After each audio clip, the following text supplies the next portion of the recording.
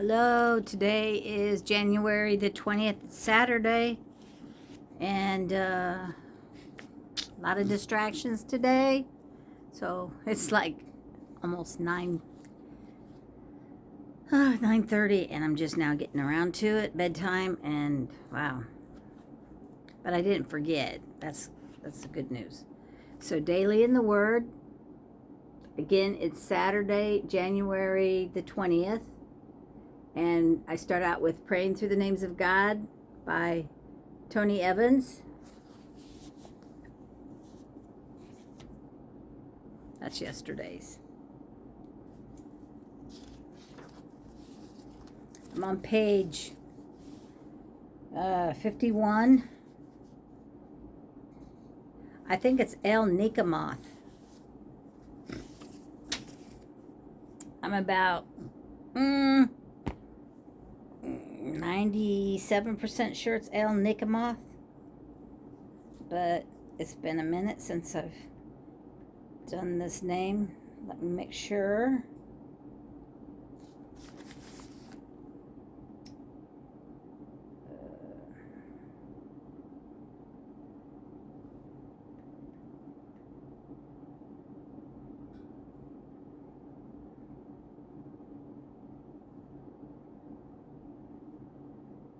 Jehovah, El Bethel, El Emun, El Hakabod, Elohim Chayim, El Haya, Kedoshim, El Kine, Elohim Mauzi, see Elohim Maches Lanu, and here it is.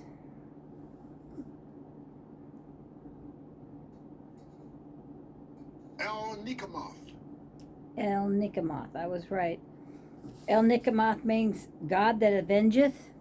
The verse that goes with it is Psalms 18:47. He is the God, El, who avenges Nekamoth, who avenges me, who subdues nations under me. In adoration, El Nekamoth, you are the God who avenges me, who subdues my enemies under me. You tell me in your word that vengeance is yours, and this is because you are El Nekamoth, the God who avenges. You know how to prepare a table before me in the presence of those who oppose me. You set me in high places when others try to take me down. I praise you because you are the God of justice.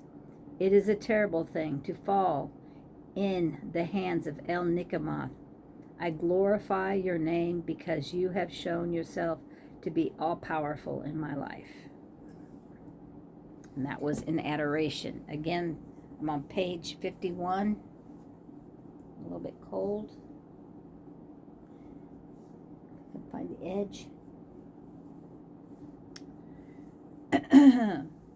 In confession, El Nekamoth, I admit that I rush to seek my own vengeance when I feel I have been wronged. I confess to you that I like to see swift retaliation, and when I don't see you intervening, I sometimes, in fact, most of the time I would say, try to avenge myself, or protest, or I take action when I feel like I've been wrong. I protest. Please forgive me for not being silent. See, not even to protest, but to be silent when others oppose me. Forgive me for not leaving vengeance or even the care of myself to you. Forgive me for wrapping my own agenda into life's situation when I should leave the matter in your hands.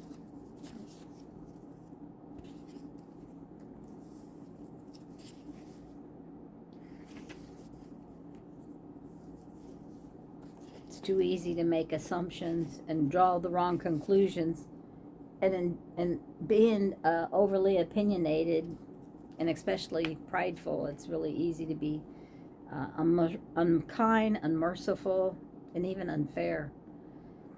In thanksgiving to El Nekamoth, thank you for being the God who avenges. Thank you for balancing the scales when I stay out of the equation. Thank you for your heart of justice. Thank you for your compassion, which seeks to right wrongs when I've been treated unfairly. When someone has unjustly accused me or sought to remove my influence or bring me pain, you see it, you hear it, and you care. You are there.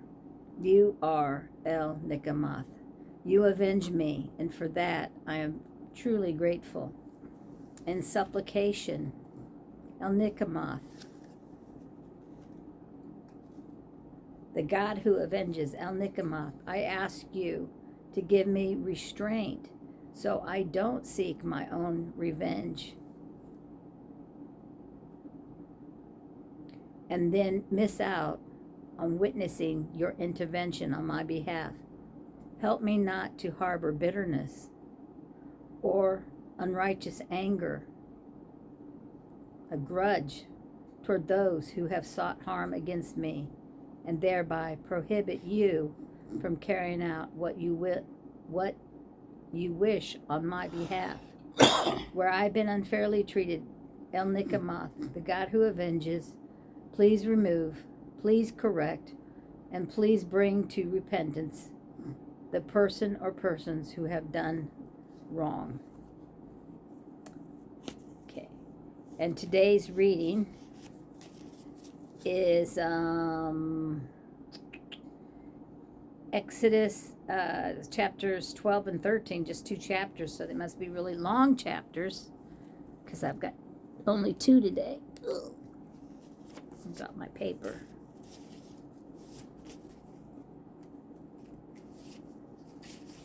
And I think what I'll do, because it's a little bit dark in here, instead of reading it in my big old floppy Bible, I think I'll read it here.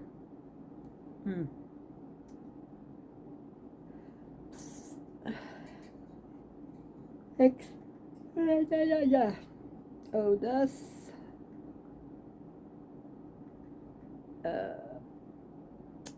What did I just say? Man, I've already forgotten. 12 and 13.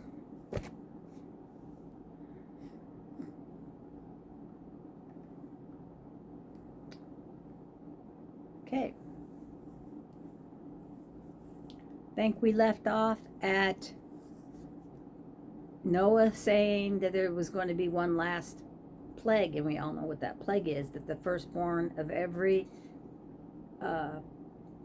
child or servant or person in the house of Pharaoh and among the Egyptians would die that night. And even the Hebrews,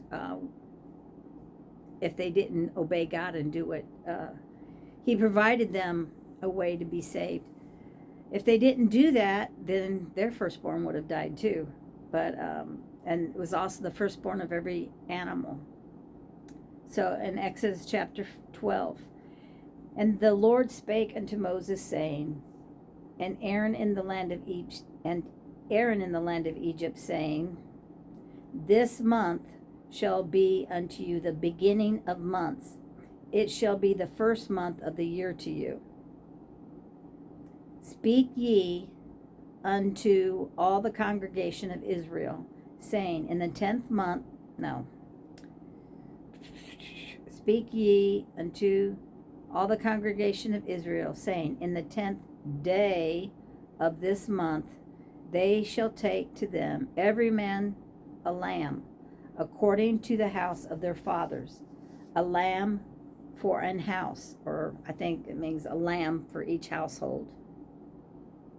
And if the household be too little for the lamb, so, it's just way too much to eat, it says, let him and his neighbor next unto his house take it according to the number of the souls. Every man according to his eating shall make your count for the lamb.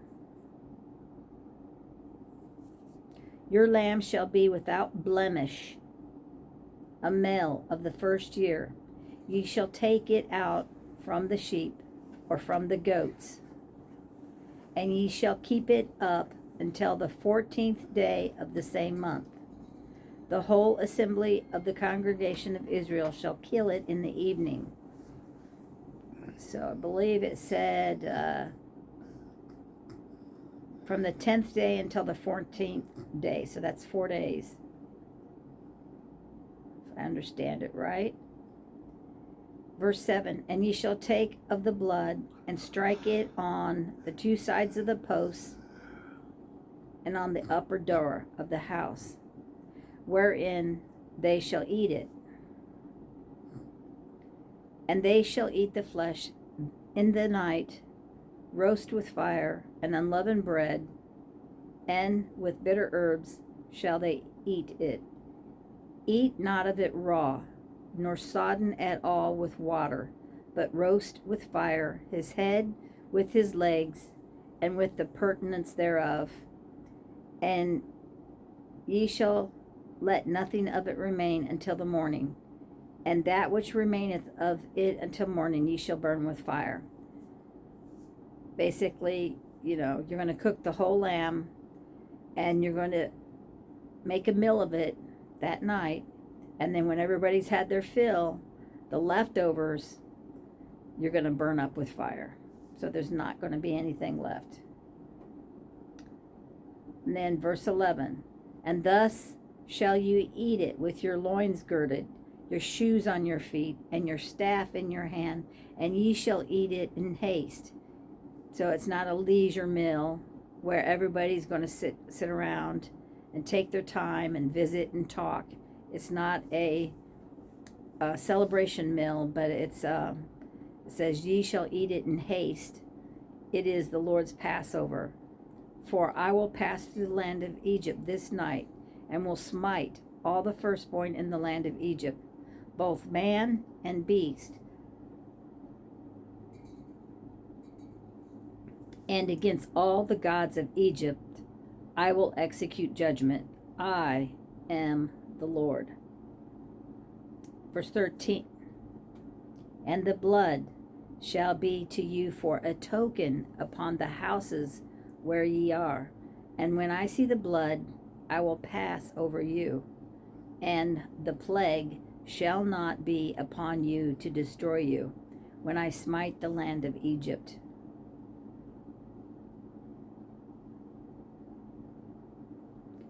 And this day shall be unto you for a memorial, and ye shall keep it a feast to the Lord throughout your generations. Ye shall keep it a feast by an ordinance forever. 7 days shall ye eat unleavened bread. Even the first day ye shall put away leaven out of your houses. Then it says, for whosoever eateth leavened bread from the first day until the 7th day, that soul shall be cut off from Israel. And that's verse 15. And when it says that soul shall be cut off from Israel, I don't know if that means that soul will be excommunicated and they will have to be, they'll be cast out of the community, or if they'll be put to death. I'm not sure what cut off means. So I'm looking in the New International Version at verse 15 and see what it says. For 7 days are you to eat bread made without yeast. On the first day remove the yeast from your houses. For whosoever eats anything with yeast in it from the first day through the 7th day must be cut off from Israel. It just says the same thing.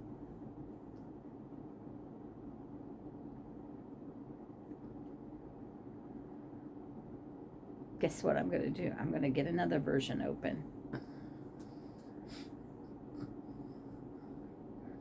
I'm just going to look real quick. The New King James Version.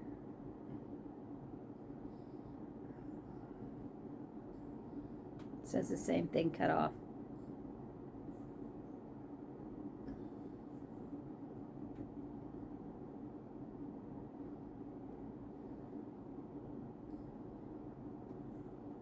Exiled, that's the other word that I was thinking of. Excommunicated or exiled. Or it could be that they'll be put to death. Anyhow, verse 16. And in the first day there shall be an holy convocation, and in the seventh day there shall be an holy convocation to you. No manner of work shall be done in them, save that which every man must eat. That only may be done for you.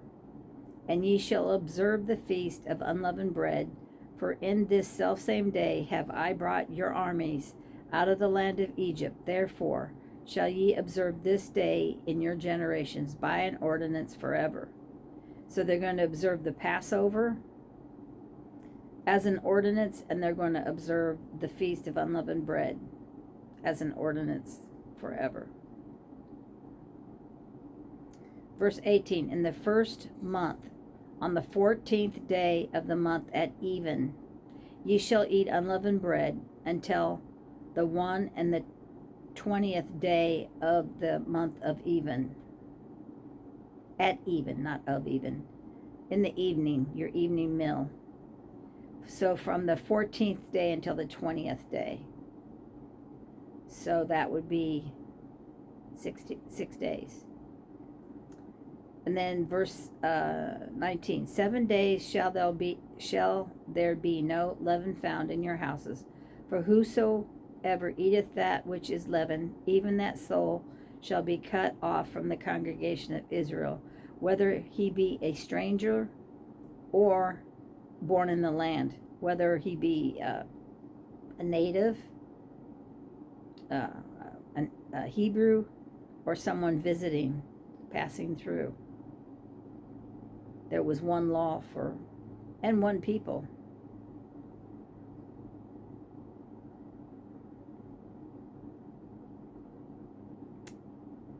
Verse 20, ye shall eat nothing leavened. In all your habitations shall ye eat unleavened bread.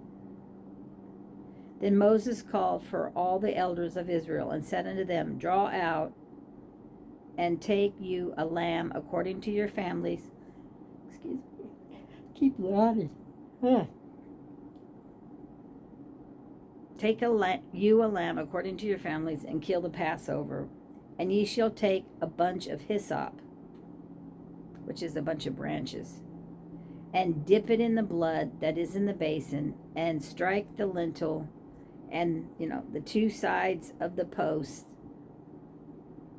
with the blood that is in the basin, and none of you shall go out at the door of his house until the morning. So you stay within the house.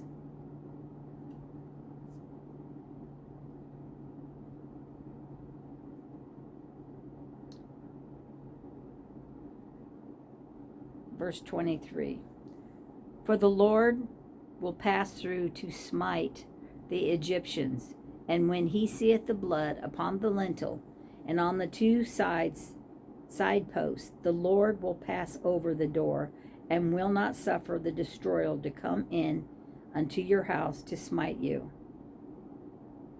So your house becomes a refuge, a safe haven. But it also says you're not to leave your house until in the morning. This thing is going to be happening throughout the night. So you stay inside. Verse 24, and ye shall observe this thing for an ordinance to thee and to thy sons forever. And it shall come to pass when ye become to the land which the Lord will give you, according as he hath promised, that ye shall keep this service. So I guess along with keeping the Passover and the meal that they eat and the Feast of the Unleavened Bread, I guess it sounds to me like they also will take the blood and the hyssop and do this yearly, where they put the blood on the doorpost and on the lintel. I guess they do that because it says, and it shall come to pass when you come to the land which the Lord give you, according as he promised. And then it says, that ye shall keep this service. Well, what service? It's talking about putting the blood on the post. Verse 26, and it shall come to pass, when your children shall say unto you, what mean ye by this service? Or why are you doing this? That ye shall say, it is the sacrifice of the Lord's Passover, who passed over the houses of the children of Israel in Egypt, when he smote the Egyptians, and delivered our houses. And the people bowed the head and worshipped. 28, and the children of Israel went away, and did as the Lord had commanded Moses and Aaron, so did they. So in this they obeyed.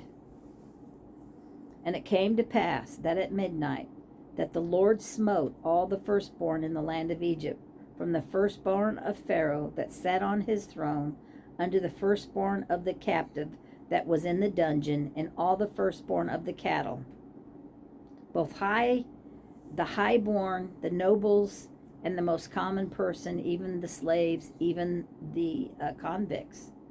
It didn't matter where you were in Egypt. If you were the firstborn and you did not keep the Passover and make your home a refuge, then all the firstborn were killed that night. And it ends, the last phrase says, and all the firstborn of the cattle. Verse 30, and Pharaoh rose up in the night, he and all his servants and all the Egyptians, and there was a great cry in Egypt, for there was not a house where there was not one dead. At least one. Because, a man and wife will have a firstborn son. And if the wife was the firstborn of her family, then she would have died. If the husband was the firstborn, he would have died. If they had their father living with them, and he was the firstborn of his father, so it says there was not a house where there was not one dead. And he called for Moses and Aaron by night, and said, rise up, and get you forth from among my people, both ye and the children of Israel, and go and serve the Lord as ye have said. Also take your flocks and your herds, as ye have said, and be gone, and bless me also. So this time, he's thrusting them out. So everything that happens, if you go back to the beginning where God spoke of this to Moses and prophesied what would happen and what he was doing, it was all foretold. That, only by these plagues and this worst plague would God deliver the children of Egypt from Pharaoh and Egypt with a strong hand, he says, and an outstretched arm. And they will thrust you out. They won't, just say, we give you permission to leave. No, they're going to push you out and say, go, go, go. Get out. We're tired. We don't want no more of what's going on. Go, leave. And, not only go yourself, but take everything you got. They wanted a total clean break of them. Take your flocks, get out of here. Verse 33, and the Egyptians were urgent upon the people that they might send them out of the land in haste. For they said, we be all dead men. See, I said they had enough. We're being destroyed. We can't hang on to these people. They're killing us to hang on to us. So they said they were urgent, and they sent them out of the land in haste. Verse 34, and the people took their dough before it was leavened, the kneading troughs being bound up in their clothes upon their shoulders. So they left so quickly that they didn't have time to bake the bread. They had their dough in their kneading troughs, kneading it, preparing it for that morning's meal or the next day meal, but they didn't have time to bake it. So they took their dough in their kneading troughs and wrapped it up in the clothes, and they went with them. And the children of Israel did according to the word of Moses. And they borrowed of the Egyptians jewels of silver and jewels of gold and raiment. They went from house to house saying, what will you give me? What can I borrow from you? What can I have at your hand? And what was God doing behind that when they was going to ask of their neighbor jewels of silver and jewels of gold and raiment? Verse 36, it says, and the Lord gave the people favor in the sight of the Egyptians, so that they lent unto them such things as they required. So whatever they asked for, the Egyptians gave it to them. And it says, and they spoiled the Egyptians.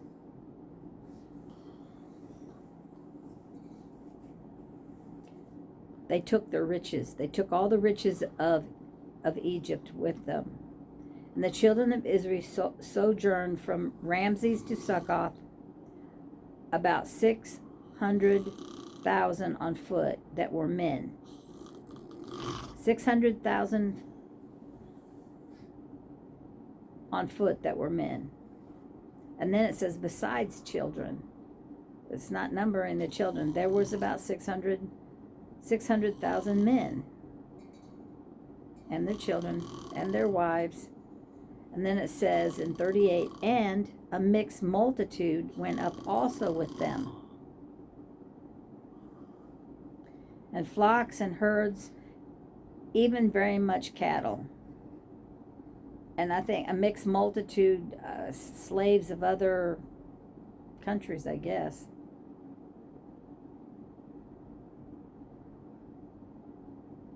Because I believe if we look back, there was some intermarrying going on. And they baked unleavened cakes of the dough which they brought forth out of Egypt, for it was not leavened, because they were thrust out of Egypt, and they could not tarry, neither had they prepared for themselves any victuals.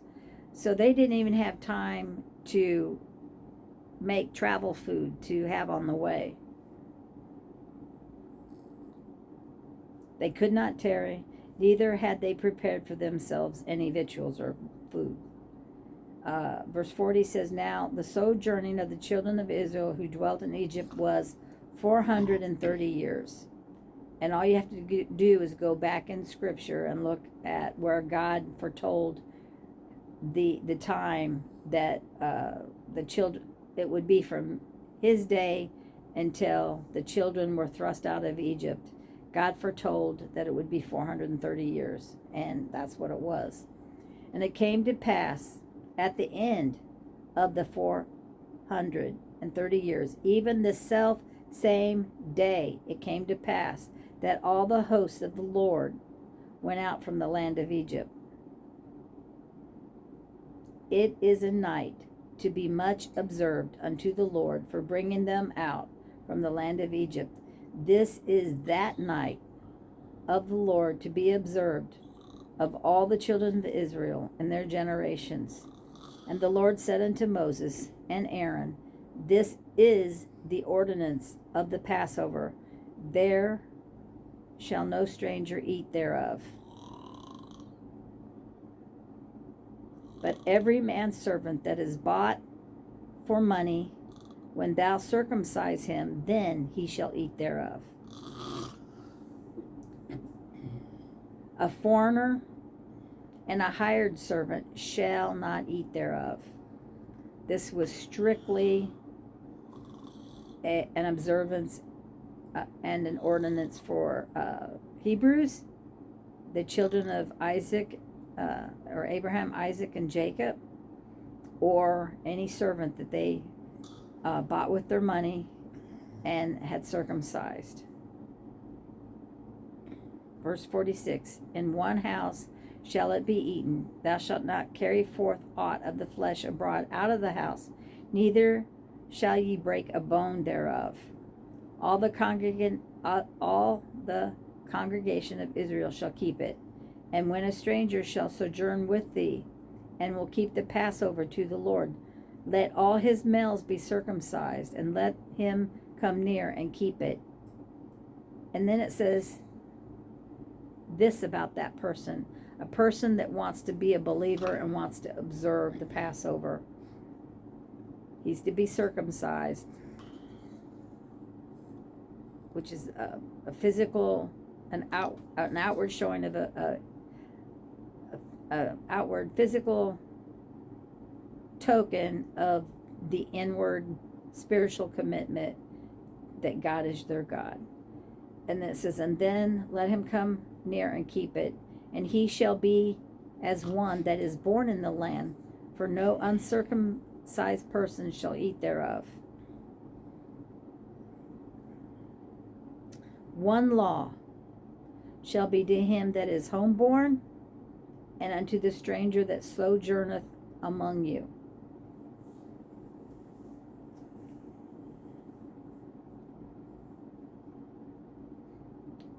Thus did all the children of Israel, as the Lord commanded Moses and Aaron.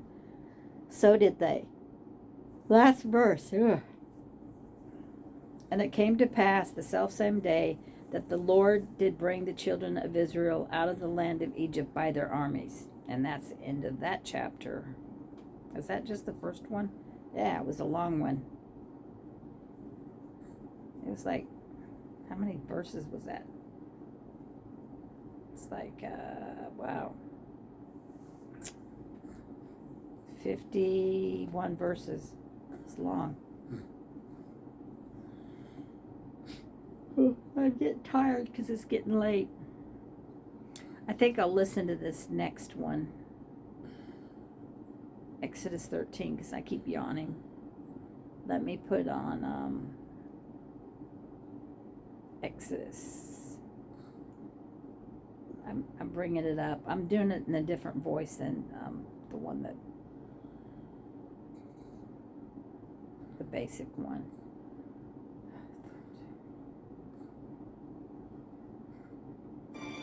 Chapter 13. And the Lord spake unto Moses, saying, Sanctify unto me all the firstborn. Whatsoever openeth the womb among the children of Israel, both of man and of beast, it is mine. And Moses said unto the people, Remember this day, in which ye came out from Egypt, out of the house of bondage. For by strength of hand the Lord brought you out from this place. There shall no leavened bread be eaten. This day came ye out in the month Abib. And it shall be, when the Lord shall bring thee into the land of the Canaanites, and the Hittites, and the Amorites, and the Hivites, and the Jebusites, which he sware unto thy fathers to give thee, a land flowing with milk and honey, that thou shalt keep this service in this month. 7 days thou shalt eat unleavened bread, and in the 7th day shall be a feast to the Lord. Unleavened bread Oops. I turned it down by accident. seen with thee. Neither shall there be leaven seen with thee in all thy quarters. And thou shalt show thy son in that day, saying, This is done because of that which the Lord did unto me when I came forth out of Egypt.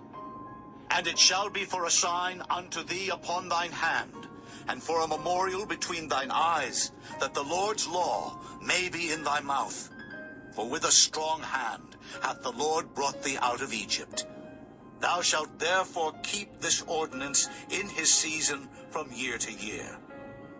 And it shall be, when the Lord shall bring thee into the land of the Canaanites, as he sware unto thee and to thy fathers, and shall give it thee, that thou shalt set apart unto the Lord all that openeth the matrix, and every firstling that cometh of a beast which thou hast, the males shall be the Lord's. And every firstling of an ass thou shalt redeem with a lamb. And if thou wilt not redeem it, then thou shalt break his neck. And all the firstborn of man among thy children shalt thou redeem. And it shall be, when thy son asketh thee in time to come, saying, What is this? that thou shalt say unto him, By strength of hand the Lord brought us out from Egypt, from the house of bondage.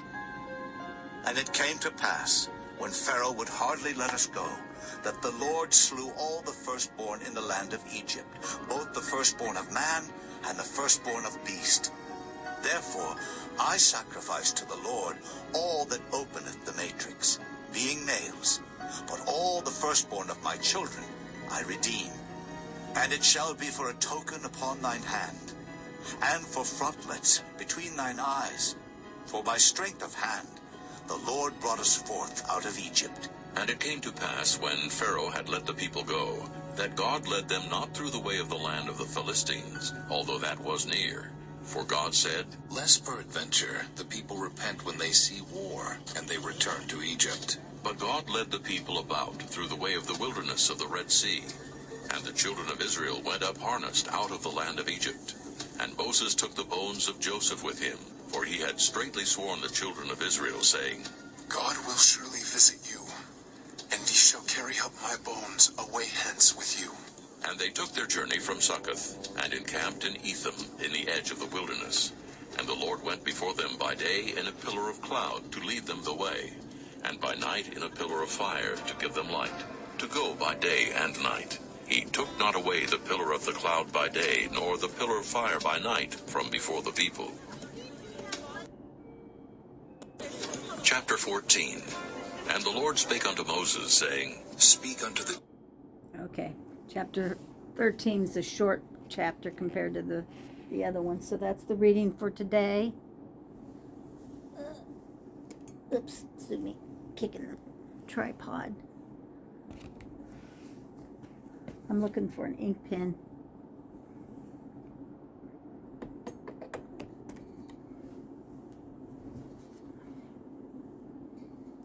Okay, where's all my pens? Man, I don't know.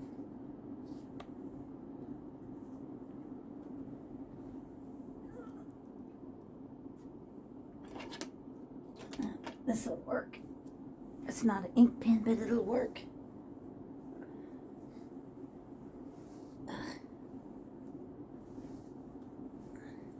Oh wait, I think I spy a pen. No, that's not a pen.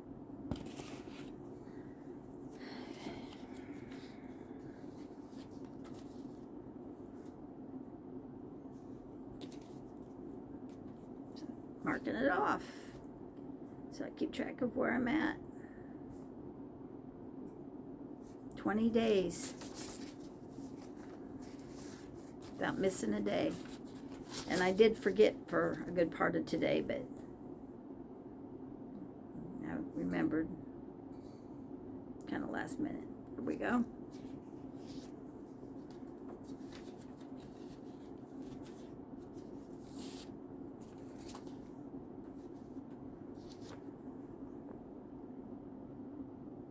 I know it's backwards. There's, oh boy, the 20th, and the Exodus 12:13. Boy, I'm trying to read things backwards. Trying to read things backwards. Can I flip it? I don't see where it doesn't give me the option to turn. Oh, got chocolate on my face. I made chocolate covered pretzels today. Yeah, because a diabetic needs to eat chocolate, right? I just got to be really careful and eat 1-2 a day. Okay, so thank you for joining me. And may God bless you and help you to also be daily in His Word. Amen.